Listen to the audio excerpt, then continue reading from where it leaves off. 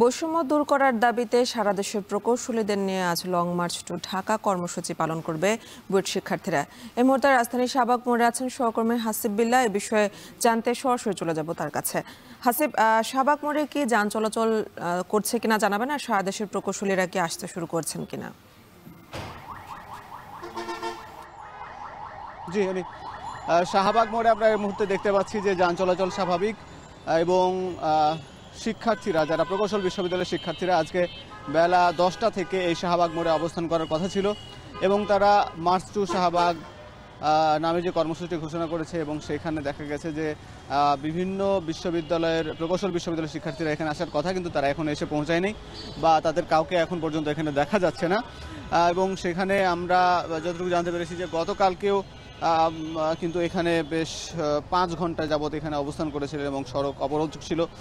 এখনও যেহেতু তারা আসেননি, এবং তবে আমরা যেটি জানতে পেরেছি যে তারা কিছুক্ষণ পরে এইখানে এসে অবস্থান করবেন এবং তারা তাদের যে দাবি দেওয়া আছে সেগুলো আবার তুলে ধরবেন।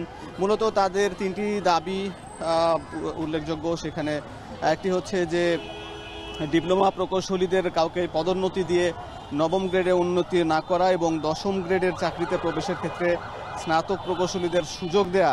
এবং এসব দাবিতে দেখা গেছে যে গতকালকেও মিছিল নিয়ে বেলা 3টা থেকে রাত 8টা পর্যন্ত এই বুয়েট সহ বিভিন্ন প্রকৌশল বিশ্ববিদ্যালয়ের শিক্ষার্থীরা এখানে সড়ক অবরোধ করে রেখেছিলেন। এবং আজকেও মূলত চট্টগ্রাম প্রকৌশল প্রযুক্তি বিশ্ববিদ্যালয়, চুয়েট, খুলনা প্রযুক্তি বিশ্ববিদ্যালয়,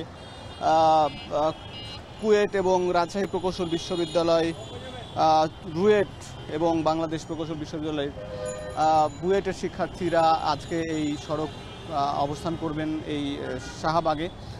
এবং তারা মূলত যে দাবি করছেন, এবং রংপুরের একজন শিক্ষার্থীকে হত্যার একটি অভিযোগ তারা তুলেছেন, এবং সেখানে যদি তাদের বিচার করা না হয় বা তাকে আটক করা না হয়, যা হত্যাকারী যে হুমকি দিয়েছে তাকে, তাহলে এবং এই দাবিগুলো পূরণ না করলে তারা যমুনা অভিমুখে পদযাত্রা করবেন বলেও তারা জানিয়েছেন। এছাড়া তারা বলছেন এই দাবিগুলো কিন্তু অনেক আগে থেকে নিয়ে আসছেন, কিন্তু এখন পর্যন্ত যদি তারা এই দাবির ব্যাপারে তারা বেশ সোচ্চার পদক্ষেপ নেবেন বলে জানা যাচ্ছে। এই ছিল এই শাহবাগ থেকে সবশেষ খবর।